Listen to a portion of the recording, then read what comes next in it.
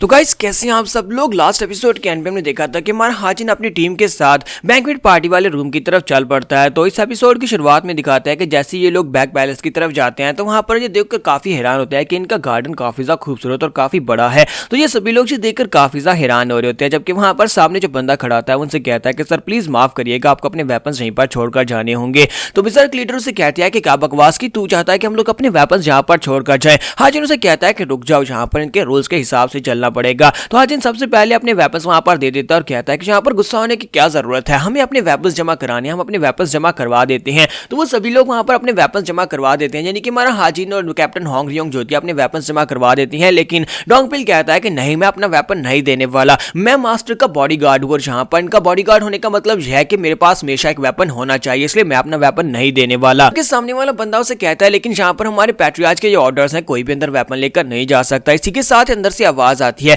वहां पर energy release होती है और उसे कहा जाता है कि इनको अंदर आने दो, ये हमारे बहुत ही खास गेस्ट हैं, तुम इन्हें जहां पर डिस्टर्ब नहीं कर सकते। और इसी के साथ उन्हें वहां पर अंदर आने का कहा जाता है, जबकि हमारा हाजिन उसकी एनर्जी को महसूस करता है और कहता है कि इसकी एनर्जी को जरा देखो तो सही, मुझे लगता है कि ये फर्स्ट एल्टर से भी ज्यादा स्ट्रॉन्ग है जिसके साथ मैंने फाइट की थी, लेकिन इसे फाइट करना काफी ज्यादा मुश्किल हो सकता है, फिर भी मैं जहां पर इस फाइट को जीत सकता हूं, कोई ऐसा अपोनेंट नहीं है कि जिसे हराया ना जा सके। और इसी के साथ ही वो लोग वहां पर अंदर की तरफ जाना स्टार्ट करते हैं। तुम्हारा हाजिन वहां पर मेन हॉल में आ जाता है। तो मेन हॉल में वहां पर उनके एल्डर्स बैठे होते हैं, साइडों के ऊपर सामने पैट्रियार्च बैठे होते हैं। तो पैट्रियार्च वहां पर उसे वेलकम कहते हैं और कहते हैं कि मेरा नाम होंग वान है, मैं जोक्सा फैमिली का हेड हूं और मैं जहां पर बहुत ही ज्यादा ऑनर फील कर रहा हूं कि तुम जहां पर हमसे मिलने के लिए आए हो। जनरल इंस्पेक्टर, तुम्हारी बहुत बहुत वेलकम। इसी के साथ तुम्हारा हाजिन उसके सामने अपना सर झुकाता है और कहता है कि मैं स्योर योंग हूं, जो कि external supervision deputy special investigator head हूं। मैं जहां पर बहुत ज्यादा खुश हूं कि मुझे जहां पर तुमसे मिलने को मिल रहा है। तो ये बात देखने के बाद मास्टर पैट्रियार्च भी काफी ज्यादा हैरान होते हैं और कहते हैं कि तुम तो काफी ज्यादा पोलाइट हो, मैंने तुम्हारे बारे में ये नहीं सुना था कि तुम यहाँ पर किसी के सामने सर भी झुकाते हो। तुम्हारा हाजिन उसे कहता है कि मैं यहाँ पर थर्ड लॉर्ड नहीं बल्कि यहाँ पर इंस्पेक्टर बनकर आया हूँ, और जबकि मैं थर्ड लॉर्ड नहीं बनकर आया तो फिर मुझे यहाँ पर इंस्पेक्टर की तरह ही बिहेव करना चाहिए। तो ये बात सुनने के बाद पैट्रियार्च सोच रहे होते हैं कि इसने यहाँ पर मुझे ये बात साफ साफ बता दी कि अगर मैं यहाँ पर थर्ड यंग मास्टर बनकर आता तो फिर मेरे सामने तुम सभी को अपने सर झुकाने पड़ते, लेकिन अब मैं यहाँ पर इंस्पेक्टर बनकर आया, इसी वजह से मैं यहाँ पर तुम्हें रिस्पेक्ट दे रहा हूँ। तो पैट्रियार्च कहता है कि तुम्हारे बारे में मैंने काफी सारी रूमर सुनी है, मैंने सुना है कि तुम काफी ज्यादा बहादुर और काफी ज्यादा समझदार हो, और अब तुम जहाँ पर मेरे सामने खड़े हो मुझे लगता है कि ये सारी की सारी बातें काफी ज्यादा सच हैं। तुम्हारा हाजिन डोंगपिल से कहता है कि मैं यहीं पर बैठूंगा, मेरे लिए सीट लेकर आओ, और इसके लिए वहीं पर सीट लाई जाती है। तुम्हारा हाजिन वहीं पर बैठ जाता है। पैट्रियार्च उसे कहता है कि यहाँ पर मेरे पास आओ ना, मेरे साथ वाली सीट के ऊपर बैठो। हाजिन कहता है कि नहीं, मैं यहाँ पर बिजनेस की बात करने के लिए, जब तक बिजनेस पूरा नहीं हो जाता तब तक मैं यहीं पर बैठने वाला, और तुम्हारे साथ तो बिल्कुल भी नहीं बैठूंगा। ये बात सुनने के बाद सभी मंत्री काफी हैरान होते हैं और कहते हैं कि यहाँ पर देखो तो इस लड़के की हिम्मत कैसी भी हमारे पैट्रियार्च की बात को मना करने की। तो इसी के साथ ही पैट्रियार्च उसे कहते हैं तो फिर ठीक है, चलो फिर ठीक है, तुम्हारा काम खत्म होने के बाद ही तुम यहाँ पर मजा कर लेना। तुम्हारा हाजिन सोच रहा होता है कि शुरुआत ये लोग हमें यहाँ पर कम मांग रहे हैं, दरवाजे के ऊपर इसके सेकंड पैट्रियार्च ने मुझे रोकने की कोशिश की, और अब यहाँ पर हमें लिटिल दिखाने की कोशिश कर रहा है, यानी कि हमें नीचा दिखाने की कोशिश कर रहा है। तुम्हारा हाजिन इसी के साथ अपनी जेब के अंदर से ऑर्डर्स निकालता है और उसे कहता है कि ये लो, ये वो ऑर्डर्स हैं जिनके ऑर्डर्स के मुताबिक मैं यहाँ पर आया हूँ, ये वो सारे पेपर्स और लेजर्स हैं जिनको मुझे इन्वेस्टिगेट करना है। जैसे हमारा हाजिन वहां पर पेपर को निकालकर सामने रखता है, वो पेपर अपने आप उड़ना शुरू हो जाता है। तो जोक्सा फैमिली के पैट्रियार्च टेलीकिनेसिस टेक्निक को यूज करते हुए उस पेपर को हवा में उड़ाकर अपने पास ले जाते हैं और उसको ओपन करते हैं और कहते हैं कि पिछले 100 साल से यहाँ पर ये लिस्ट नहीं बदली, पिछले 100 साल से यहाँ पर सिर्फ और सिर्फ कुछ ही चीजों को चेक किया जाता है हर, पर मुझे लगता है कि इस बार भी सिर्फ और सिर्फ उन्हीं कुछ चीजों को ही चेक किया जाएगा। लेकिन जैसे वहां पर उस लिस्ट के ऊपर देखता है वो गुस्सा हो जाता है और कहता है कि इसका क्या मतलब है। तुम्हारा हाजिन उसे कहता है कि तुम यहाँ पर क्या कहना चाहते हो कि इसका क्या मतलब है। तो वो कहते हैं क्या ये सच है, क्या इस लिस्ट के ऊपर जो कुछ भी लिखा है वो सच है। हाजिन कहता है तो तुम्हें क्या लगता है कि मैंने यहाँ पर ये लिस्ट अपने पास से बनाई है, तुम्हें लगता है कि ये लिस्ट जो है वो फेक है। और साथ इसी के साथ ही हाजिन वहां पर से टेबल और साथ में चाय का कप दोनों ही अपनी तरफ खींचता है अपनी टेलीकिनेसिस टेक्निक से, और इस बात से पैट्रियार्च काफी हैरान होते हैं और कहते हैं कि ये लड़का बहुत ज्यादा यंग है, लेकिन इसने एक साथ दो चीजों को टेलीकिनेसिस की मदद से अपनी तरफ खींचकर मेरे सामने ये बात साबित कर दिया कि इसकी टेलीकिनेसिस टेक्निक मेरी टेक्निक से काफी ज्यादा बेहतर है। तुम्हारा हाजिन उसे कहता है कि हम लोग जहां पर तुम्हारी जोक्सा फैमिली की सारी ब्रांचेस के जितने भी रैकेट्स हैं सभी को चेक करने के लिए आए हैं,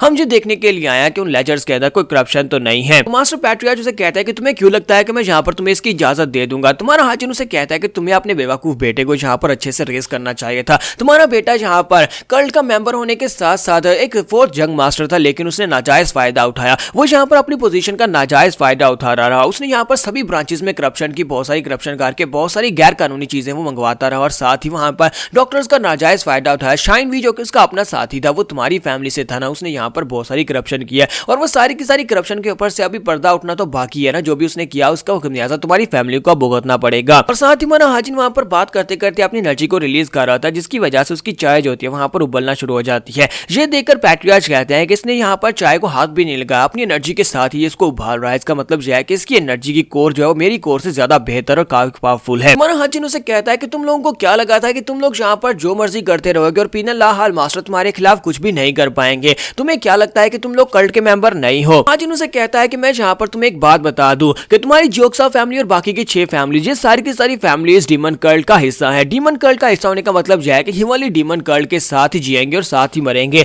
डीमन कल्ट का हिस्सा होने का मतलब यह है कि तुम लोग डीमन गार्ड यानी कि हमारे डीमन एम्परर की बात मानोगे। डीमन एम्परर अगर यहाँ पर कहते हैं कि तुम्हें इन्वेस्टिगेट करना है तो तुम्हें इन्वेस्टिगेशन में साथ देना है। जोक्सा पैट्रियार्च उसे कहते हैं लेकिन पिछले 100 साल से यहाँ पर हमारे साथ एक एग्रीमेंट हुआ था कि वो लोग यहाँ पर सिर्फ और सिर्फ कुछ ही चीजों को चेक किया करेंगे। तुम्हारा हाजिन उसे कहता है कि पिछले 100 साल से डीमन एम्परर यहाँ पर एक कोई एग्रीमेंट नहीं था, बल्कि वो एक टॉलरेंस था, यानी कि वो सिर्फ और सिर्फ बर्दाश्त कर रहे थे। वो देख रहे थे कि तुम लोग यहाँ पर अपने आप को सुधार लो तो अच्छी बात है, लेकिन अगर नहीं सुधारोगे तो फिर यहाँ पर वो एग्रीमेंट खत्म हो जाएगा और फिर तुम्हें यहाँ पर थारोली चेक किया जाएगा। और अब यहाँ पर वो वक्त आ चुका है। तो पैट्रियट अंदर से काफी ज्यादा गुस्सा हो रहे होते हैं और कहते हैं कि इसकी हिम्मत कैसे हुई यहाँ पर सभी के सामने मेरी इंसल्ट करने की। तुम्हारा हाजिन उसे कहता है कि उम्मीद करता हूँ कि तुम इस इंस्पेक्शन में मेरा पूरी तरह से साथ दोगे। अगर तुम यहाँ पर मेरा साथ नहीं दोगे तो फिर से काफी बुरा होने वाला है। इसके साथ ही पैट्रियट उसे कहते हैं कि हम लोग यहाँ पर हिमालय डिवाइन डीमन कल्ट का हिस्सा है, यानी कि हम लोग एक फैमिली है जो कि डिवाइन कल्ट का साथ है, तो फिर हम लोग उनका साथ कैसे छोड़ सकते हैं। अगर हमें यहाँ पर कहा जाता है कि अपने लेजर्स को चेक करवाना है तो फिर ठीक है, हम लोग यहाँ पर लेजर्स को चेक करवाने को तैयार हैं। लेकिन अब जबकि तुमने यहाँ पर ये बात की कि वो एग्रीमेंट नहीं बल्कि वो सिर्फ और सिर्फ यहाँ पर हमें बर्दाश्त कर रहे थे, तो फिर मुझे लगता है कि मुझे डिवाइन कल्ट में डीमन गार्ड से खुद बात करनी चाहिए। मैं उनको एक लेटर लिखूंगा, मैं उनको मैसेज भिजवाता हूँ और उसके साथ उनसे बात करता हूँ। इसलिए मुझे लगता है कि तुम्हें यहाँ पर कुछ देर और रुकना पड़ेगा हमारे लेजर्स को चेक करने के लिए। हाजिन उसे कहता है कि क्या तुम्हें पता है कि यहाँ पर मुझे क्यों भेजा गया, जबकि उनके पास काफी सारे एल्डर्स भी हैं और साथ ही कुछ महान पॉलिटिशियंस भी हैं जो कि यहाँ पर आकर इस मसले को पीसफुली सॉल्व कर सकते थे। फिर मुझे यहाँ पर क्यों भेजा गया, क्योंकि मैं वो इंसान हूँ जिसने तुम्हारे बेटे को क्रिपल कर दिया। मेरी वजह से तुम्हारी फैमिली को बहुत बड़ा नुकसान पहुंचा और इसी वजह से मुझे यहाँ पर भेजा गया ताकि तुम्हें गुस्सा आए। जब तुम्हें गुस्सा आएगा तो मैं कंप्लीटली तुम्हारी फैमिली को इरेडिकेट कर सकता हूँ और मेरे ऊपर कोई इल्जाम भी नहीं आएगा, क्योंकि तुम लोग यहाँ पर गुस्से में आकर पहले मेरे पर अटैक करोगे। और डीमन एम्परर ने यही सोचकर तो मुझे यहाँ पर भेजा है और तुम सभी लोगों के लिए यहाँ पर और कोई ऑप्शन भी नहीं है, इसी वजह से मुझे यहाँ पर भेजा गया। चाहे तुम्हारी ये सांप जैसी जुबान कितनी तेज क्यों ना चले, लेकिन तुम यहाँ पर मुझे तो बिल्कुल भी अपनी बातों से नहीं हरा पाओगे और ना ही यहाँ पर मुझे मना पाओगे। मैं जिस मिशन के ऊपर आया वो मिशन पूरा करके ही जाऊंगा। इसी के साथ ही पैट्रियार्च और भी ज्यादा गुस्सा हो जाते हैं, जबकि उसके साथ वाला जो बंदा खड़ा होता है वो उसे कहता है कि तुम यहाँ पर अपनी लाइन को क्रॉस कर रहे हो इंस्पेक्टर जनरल, तुम यहाँ पर हमारे पैट्रियार्च इस तरह की बात नहीं कर सकते। अब जबकि तुम भी यहाँ पर हिमालय डिवाइन कल्ट का हिस्सा और हम भी हिमालय डिवाइन कल्ट का हिस्सा है, लेकिन यहाँ पर हमारे पैट्रियार्च का ओहदा और हमारे पैट्रियार्च की फैमिली वो सबसे पहले आती है, इसलिए तुम यहाँ पर उनसे इस तरह की बात ना करो। अगर तुम इसी तरह करते रहे तो फिर तुम्हारे लिए बहुत ही बुरा होगा। लेकिन इसी के साथ एक प्याला उसके पास आकर पटकराता है, वो प्याला उसकी गाल को छूकर पीछे दीवार के साथ टकराता है। तुम्हारा हाजिन उसे कहता है कि यहाँ पर पैट्रियार्च और जनरल इंस्पेक्टर के दरमियान में बातचीत हो रही है। तुम्हारी हिम्मत कैसे हुई कि तुम यहाँ पर एक लोली इंसान हम दोनों के बीच में बात कर रहे हो। अगर दोबारा तुमने यहाँ पर अपना मुंह खोला तो अगली बार जो प्याला तुम्हारी गर्दन के ऊपर लगेगा और इसी के साथ ही तुम्हारे खून के फव्वारे निकलेंगे और तुम यहीं पर नीचे गिरे पड़े होगे। सिर्फ और सिर्फ एक ही बार माफ करूंगा, अगर तुमने मेरी वार्निंग को इग्नोर किया तो अगली बार यहाँ पर तुम्हारी पूरी की पूरी फैमिली को डिस्ट्रॉय कर दूंगा, सिर्फ और सिर्फ इस वजह से कि तुम्हारी फैमिली डीमन डिवाइन कल्ट की रिस्पेक्ट नहीं करती। तो यहाँ पर हम लोग अपनी एपिसोड 63 का एंड करेंगे और नेक्स्ट एपिसोड में देखेंगे चीजें और कितनी ज्यादा इंटरेस्टिंग होने वाली हैं। तो एपिसोड के एक्सप्लेनेशन अच्छी लगी हो तो कमेंट करके जरूर बताइएगा, वीडियो को लाइक करना मत भूलिएगा। Thank you.